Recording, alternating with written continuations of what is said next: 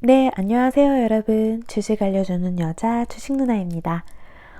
오늘은 주식 누나가 읽은 책 같이 읽어보는 시간 가져보려고 들고 왔습니다. 부자들은 이런 주식을 삽니다. 라는 책이에요. 방송에서도 많이 좀 소개가 됐고 유튜브에도 많이 나오고 있죠. 저자 김현준 님입니다. 그래서 좀 친숙하게 다가갈 수 있는 책이라고 생각이 드는데요. 뭐 서점에 가도 또 베스트셀러 그런 부분에서 쉽게 찾아볼 수 있는 책이기도 하죠. 주린이 분들, 뭐 주식을 시작하신 지 얼마 안 되신 분들, 쉽게 읽어가면서 또 재미있게 쉽게 이해할 수 있도록 이야기를 잘 적어놨더라고요. 같이 한번 또 읽어보는 시간 가져보도록 해요.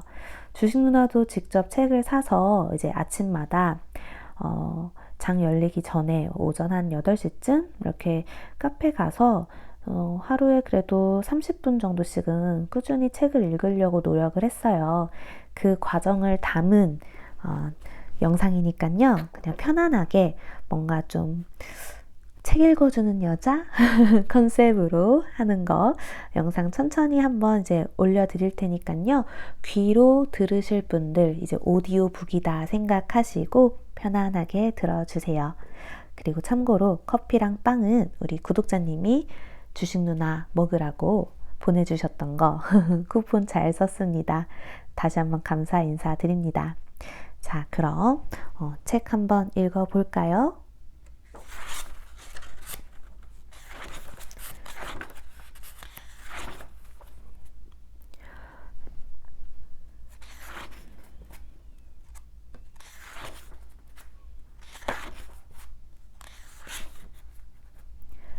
부자들은 돈이 일하게 한다.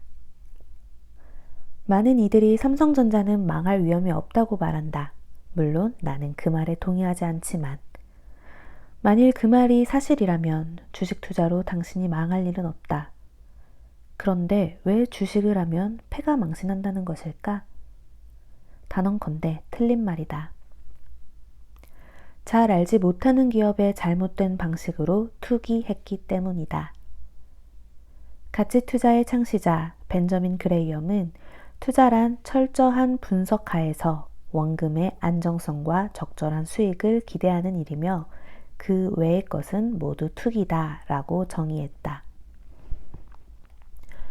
개인 투자자들을 만나보면 철저한 분석은 하지 않으면서도 막연히 가진 주식이 몇 배씩 오를 것이라 기대하는 이른바 몰빵, 레버리지를 일삼는다. 당연히 원금의 안정성은 저 멀리 사라진다. 투자의 기본을 모른 채 한번 손실을 입게 되면 운이 나빴다라는 생각으로 다시 도박장으로 입장하고 이번에는 더 큰 무리를 하고 더 큰 손실을 입는다. 부자들은 어떨까? 투자회사 경영자로서 큰 손들을 만나면서 크게 놀란 점이 두 가지 있다. 첫 번째는 그들도 투자에 대해서 무지한 경우가 많다는 것이다. 단, 직접 투자에 한해서만. 강남의 부자들은 금융자산이 많다.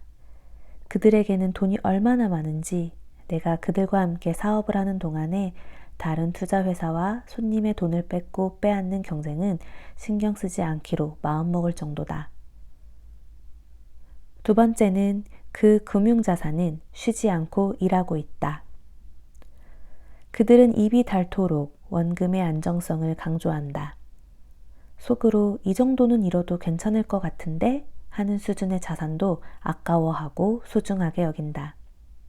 그리고 기대 수익률이 낮다. 지키는 게 더 중요하며 채권 이상의 수익만을 꾸준히 내달라고 주문한다.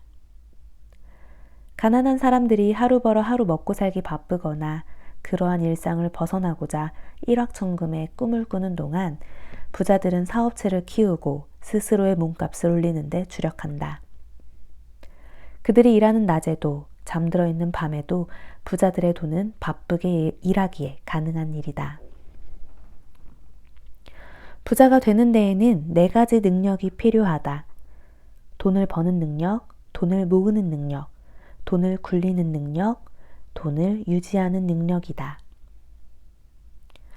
아무것도 하지 않아도 날 때부터 부자인 사람도 있다. 돈을 많이 버는 사람 역시 부자가 된다. 이것은 당장 노력해서 해결될 문제가 아니다. 그러나 돈을 모을 의지와 돈을 굴리는 능력만 갖춘다면 금방 재산이 늘어날 수 있다. 꾸준히 직장을 다니면서 종잣돈을 모으고 열심히 모은 돈으로 투자에 성공하면 부자가 될 수 있다는 이야기다. 굉장히 어려운 일처럼 느껴지지만 꾸준히 공부해 제대로 투자한다면 불가능한 일도 아니다. 주식을 하면 패가망신한다는 말은 부자의 사다리 치우기용 괴담인지도 모른다. 투자에는 감이 아닌 계획이 필요하다. 일반 투자자들에 비해 나는 비교적 순탄한 길을 걸어왔다. 등록금에 대한 걱정 없이 대학까지 마치고 많은 이들이 선망하는 직장에서 펀드 매니저로서 사회생활을 시작했다. 이렇게 된 배경에는 1세대 펀드 매니저였다던 아버지 덕이 컸던 것 같다. 였다던이라는 이상한 문법을 쓴 데에는 이유가 있다. 나는 대학교 2학년 때까지 주식의 주자도 몰랐고 당연히 아버지가 어떤 일을 하셨는지는 더더욱 알 길이 없었다. 내가 아버지 일터에 대해 가지고 있는 기억은 어머니와 함께 지금은 사라진 대형 서점, 을지서적에 가는 날 가족끼리 함께 외식을 한다는 정도다. 아버지는 을지로 입구역 근처에서 일하셨다. 아버지와 나는 우리나라의 많은 부자지간처럼 대면대면하기 일쑤였다. 첫 직장의 취직이 결정되기 전까지 아버지와는 한 번도 상의한 적이 없었다. 그러나 왠지 첫 출근하기 전에는 말씀을 드려야 할 것 같은 의무감이 있었다. 투자 자문사에 다니기로 했다고 하자 아무 말씀 없이 종이 한 장과 펜을 가져오시고서는 간단한 회계 문제를 내셨다. 벌써 수년간 대학 투자학회 활동을 한 나에게는 말 그대로 식은 죽 먹기 수준이었다. 간단히 풀고 나자 열심히 해라 라고 짧게 격려하셨다. 아마도 당신께서 일하실 적 생각에 흔히 말하는 그래프만 보고 하는 투자를 하는 게 아닌가 걱정되셨던 듯 싶다. 또 한 가지 기억나는 일은 초등학생 때다. 나의 가장 큰 취미는 집 앞에 있던 몇백 원짜리 덤블링, 지역에 따라 퐁퐁, 방방 등으로도 불리우는 트램펄린에서 뛰어노는 것이었다. 어느 날 아버지께서 덤블링이 그렇게 좋으면 그 장사를 해보는 것은 어떠냐고 하셨다. 아버지께서 저런 말씀을 하셨다는 것은 농담이 아닌 게 분명했다. 진지하게 임하지 않으면 불호령이 떨어질 것이 불보듯 뻔했다. 그 이후 아마 1, 2주 정도는 머리를 싸고 고민했던 것 같다. 덤블링 놀이기구를 운영하는 아주머니께 기구의 가격을 물어보기도 하고 내가 한 달에 몇 번을 방문하는지 헤아려 보기도 했다. 그때는 인터넷은커녕 PC가 없는 집도 많던 시절이었다. 백미는 기상청에 전화한 것이다. 제 아무리 아이들에게 인기를 끄는 놀이기구라 해도 비가 올 때는 문을 닫을 수밖에 없었다. 나는 그때 이미 우리나라가 1년에 3분의 1은 비가 오는 나라라는 것을 알게 되었다. 지금 생각해보면 내 질문에 답하던 기상청 직원은 얼마나 황당했을까 싶기도 하다. 마치 투자자로서 엘리트 코스를 밟아온 것만 같은 이 일화들은 사실 내가 일반인 투자자에게 강조하는 좋아하는 제품과 서비스에 대한 호기심과 그것을 숫자로 바꿀 수 있는 회계 지식 그 자체다. 코로나19로 인한 주식시장의 급락을 이겨낸 동학개미들은 승리에 취할 때가 아니다. 월급만으로는 평생 뼈 빠지게 일해도 서울에 전셋집 하나 마련하기 어렵고 예금금리는 1%대에 불과하며 마지막으로 희망을 걸었던 비트코인마저 급락해 낙담해 있을 즈음 운 좋게 주식시장이 폭락해 들어갈 기회가 생긴 것뿐이다. 하지만 삼성전자 존버만으로는 절대 다음 위기에서 살아남기 힘들다. 자본시장은 심리게임과도 같아서 모두가 잘 된다고 생각해 투자를 거듭하면 그 자산 가격은 계속해서 우상향하고, 반대로 안 된다고 생각해 누가 먼저라고 할 것 없이 팔아치우기 시작하면 그 자산 가격은 절대 오르지 못한다. 돈 버는 데 있어서 항상 실패만 하여 패배주의가 팽배한 우리나라 투자자들에게 이번 기회는 반드시 성공 공식을 써야 할 때다. 그렇다면 어떻게 성공 공식을 써야 할까? 남이 좋다는 주식을 무작정 사서 피같이 모은 몇 년치 혹은 몇 달치 월급을 날리는 경우를 주변에서 정말 많이 보았다. 배우자 혹은 주거지는 그렇게 신중하게 고르는 사람들이 주식 사는 일은 마트에서 장 보는 것처럼 쉽게 생각한다. 아마 잘못되면 쉽게 팔아버릴 수 있다는 생각과 어차피 너무 어려워서 공부해도 소용없다는 생각이 주식을 가벼이 여기게 하는 것 같다. 주식 투자는 가볍지 않다. 그러나 기본만 잘 닦아두면 누구나 할 수 있다. 주식 투자의 4단계 의사결정 과정은 다음과 같다. 1단계는 재무 설계다. 주식 투자를 할 수 있는 자금의 규모와 예상 투자 기간, 기대 수익률을 설정해야 한다. 당장 수중에 있는 돈을 모두 끌어 더블을 만들겠다는 조급함에서 벗어나 장기적인 관점에서 자산 증식의 목표를 세워야 한다.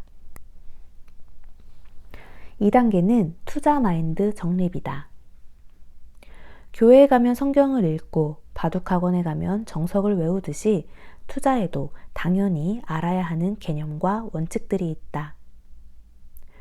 주식하면 그래프밖에 떠오르지 않는 초심자들은 가치 투자의 대가들이 쓴 성경과도 같은 책들을 읽으면서 마음의 근육을 키워야 한다.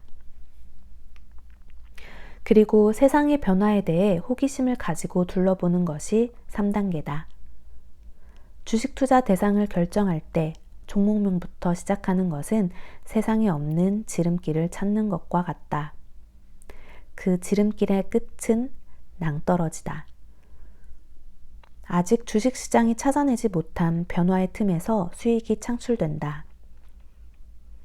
아이폰이 등장하거나 미국에 여행 가면 테슬라를 많이 볼 수 있다든가, 젊은이들은 인터넷 뱅킹이 아닌 토스를 쓴다는 등의 이야기는 모두 돈이 되었다. 내가 좋아하는 제품이나 소비자가 쉽게 지갑을 여는 서비스들을 눈여겨봐야 한다. 4단계는 회계 공부와 연습이다. 외국에 가서 친구를 사귀려면 그 나라의 말을 알아야 하는 것처럼 투자를 하려면 모든 것을 숫자로 얘기할 수 있어야 한다. 제 아무리 세상의 변화를 빨리 눈치챈다 하더라도 그것을 돈의 가치로 해석할 수 없다면 기회는 날아가 버리고 만다. 우량주 장기 투자의 거짓말. 동학개미 운동에서 개미들이 가장 많이 산 주식은 무엇일까? 조선비즈에 따르면 역시나 삼성전자다. 우선주까지 합하면 언택트의 대표주자인 카카오와 네이버 두 종목을 합친 것보다 30% 가까이 많은 수준이다. 왜 개인 투자자들은 주식하면 삼성전자를 가장 먼저 떠올릴까? 아마도 우리나라에서 가장 큰 기업이자 대표 종목으로서 최소한 망하지는 않을 것이다 라는 생각이 팽배하기 때문이다. 재테크 전문가라는 사람들도 삼성전자로 대표되는 우량주를 오랫동안 투자하면 반드시 성공한다고 강변한다. 그러나 이것은 아주 또는 완전히 틀린 생각이다. 일반적으로 우량주라고 하면 대기업이나 시가총액 상위 종목들을 이야기하는데 그 리스트는 시간에 따라 바뀐다. 2010년 6월 시가총액 상위 종목 10개 중 10년이 지난 2020년까지 그 리스트에 존재하는 기업은 3개뿐이다. 심지어 순위가 오른 기업은 하나도 없다. 전 세계를 호령했던 조선업의 대장 현대중공업은 온데간데 없이 사라졌고, 대신 대형 바이오 기업들과 인터넷 기업들이 그 자리를 꿰차고 있다. 수익률로 말하자면 현대중공업은 10년간 주가가 3분의 1이 되었고, 그 시절 순위에도 없었던 네이버는 5배가 올랐다. 그렇다면 지금 네이버에 투자하고 10년을 묻어두면 반드시 큰 돈이 된다고 자신할 수 있을까? 항상 현재 기준에서 우량주를 골라내고 그 주식들의 과거를 돌아보면 아쉽기 그지없을 것이다. 이것은 대표적인 생존 편향의 오류다. 생존 편향의 오류란 살아남지 못한 사례들을 수집하기 어려운 탓에 해당 시점에 생존해 있는 사례만을 대상으로 분석하여 성공 사례를 일반화해 낙관적으로 전망하게 되는 것을 말한다. 장롱 속에서 수십 년 전에 넣어뒀던 삼성전자 주권을 발견하고 수십 배의 수익률을 기록했다는 일화는 그저 억세게 운 좋은 사람의 이야기일 뿐이다.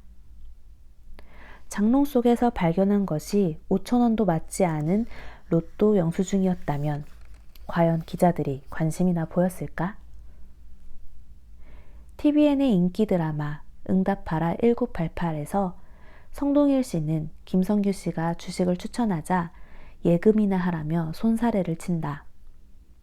그때 김성균 씨가 추천한 종목이 삼성전자, 한미약품, 태평양화학, 현 아모레퍼시픽과 아모레G였다는 점을 알게 되면서 시청자들은 마치 본인의 일인 양 안타까워했다.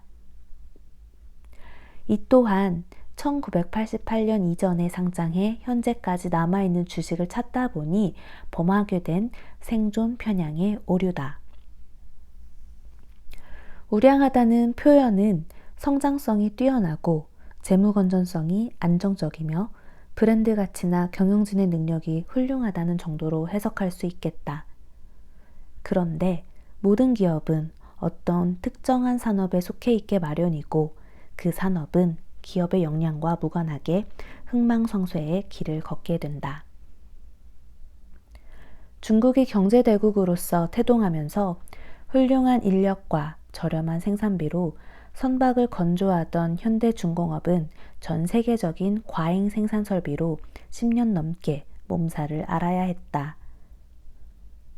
아마 소비자로서 삼성전자를 아는 사람들은 스마트폰을 가장 먼저 떠올리겠지만 실제로 삼성전자가 돈을 버는 아이템은 반도체다. 그런데 삼성그룹의 시작은 현재의 CJ 제일제당이 영위하고 있는 설탕이었고 그 뒤 섬유와 비료를 거쳐 가전제품 회사가 되었다. 스마트폰과 반도체를 파는 회사로서의 삼성전자는 그리 오래되지 않았다. 이렇게 수십 년 동안 우리나라의 경제 구조 성장에 발맞춰 변화해왔기 때문에 현재까지 국내 최대 기업 집단이자 시가총액 1위의 종목이 된 것이다. 우량주라는 미명하에 삼성전자가 아니라 현대전자나 대우전자를 투자했던 이들의 돈은 휴지 조각이 되었다. 반대로 그때에는 존재하지도 않았던 카카오톡은 지금은 전 국민의 손과 눈을 사로잡아 카카오라는 신흥 재벌을 길러냈다. 나는 향후 10년 뒤 우리나라 시가총액 상위 종목에 새로운 이름이 자리 잡고 또다시 그 기업들은 마치 그 이후 10년 동안 세상을 지배할 것처럼 많은 이들의 입에 오르내릴 것이라고 확신한다. 그러나 제2의 네이버나 카카오, 제2의 삼성바이오로직스나 셀트리온을 찾아낼 자신이 없다면 우량주를 투자하는 것도 좋은 방법 중에 하나다. 다만 그냥 믿고 묻어두는 것이 아니라 그 기업이 삼성전자처럼 시류의 변화에 잘 적응하고 경쟁력을 유지해 나가는지 아니면 현실에 안주해 뒤처지거나 너무 과욕을 부려 탈이 나지는 않는지 계속해서 지켜봐야 한다. 가장 쉬운 방법은 분기마다 나오는 회사의 사업보고서를 꾸준히 읽는 것이다. 사업보고서에는 회사가 지금은 어떻게 돈을 벌고 있고 앞으로는 어떻게 벌 계획인지 자세한 설명과 공인회계사들의 검토를 받은 재무제표가 함께 실려 있다. 그 내용을 기반으로 회사의 미래를 그려보고 또 과거에 내가 생각했거나 회사가 발표했던 계획이 현재는 이루어져 있는지를 추적 관찰해야 한다. 이 작업을 하느냐 하지 않느냐가 개미와 부자의 차이라고 볼 수 있다. 한편 회사의 뼈대를 알지 못하거나 재무제표를 읽을 능력이 없는 투자자는 추적, 관찰에서도 이따금 회사와 사랑에 빠지는 실수를 한다. 대형 반도체 회사와 사랑에 빠진 지인이 있는데 그분은 만날 때마다 그 회사의 전망에 대해 묻는다. 그리고 모르겠다고 답할 때마다 본인이 그 기업에 대해 조사한 내용을 쭉 읊으며 다시 한번 전망에 대해 묻는다. 지인이 늘어놓는 정보는 검색 포털에도 애널리스트 리포트에도 나오지 않는 수준이다. 한 번은 대체 어떻게 이것을 알아냈으며 어떻게 기억하고 있는지 되물은 적이 있는데 그때 사모님께서 이인은 하루 종일 그것만 보고 있다니까 라고 타박했다. 눈치챘겠지만 지인은 그 회사로 돈을 벌지 못했다. 이처럼 회사의 비즈니스 모델이 어떤 것이고 그 변화의 핵심이 무엇인지 꿰뚫어보는 눈이 없다면 마치 시사 프로그램에 나오는 쓰레기 더미 속 저장 강박증, 사용 여부에 관계없이 어떤 물건이든지 버리지 못하고 저장해둔 행동장애 환자처럼 뉴스만 모으다 수익은 못 낼 수도 있다.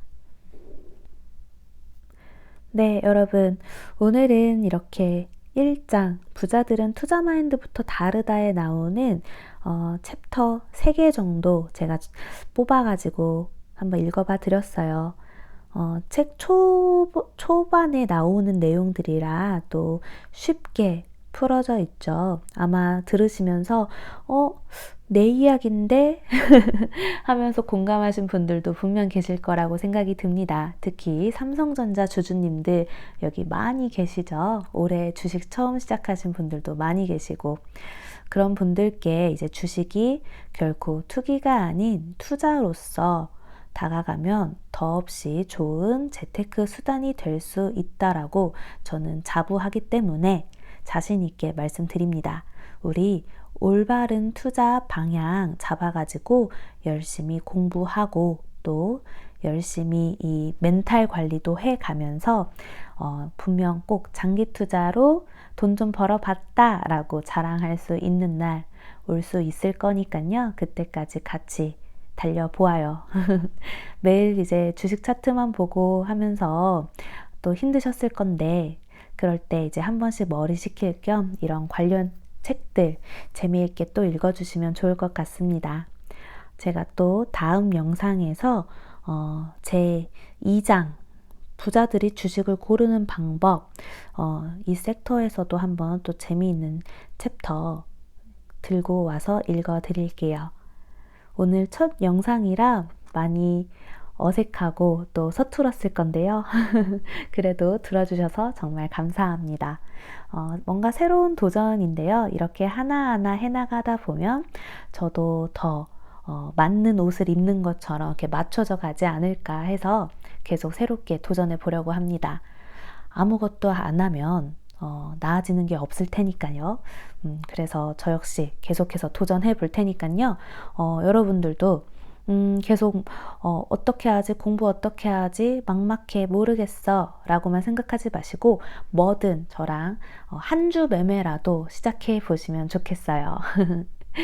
우리 주린이 분들 공부한 만큼 분명 성과가 나올 수 있으니까 지금 힘든 장 절대 포기하지 마시고 어쩔 수 없이 장기 투자로 갈 수밖에 없게 된 분들 절대 부정적으로 보지 마시고 이참에 공부하면서 더 좋은 투자 해야겠다라고 마음 먹었으면 좋겠습니다. 주식 누나랑 열심히 공부하면서 또 멘탈 관리하면서 이 힘든 시장 잘 이겨내 봅시다. 자, 그럼 오늘 부자들은 이런 주식을 삽니다. 첫 영상은 여기까지 하겠습니다. 다음에 또 들고 올게요. 들어주셔서 고맙습니다. 이상 주식 알려주는 여자가 아닌 책 읽어주는 여자 주식 누나였습니다. 또 만나요.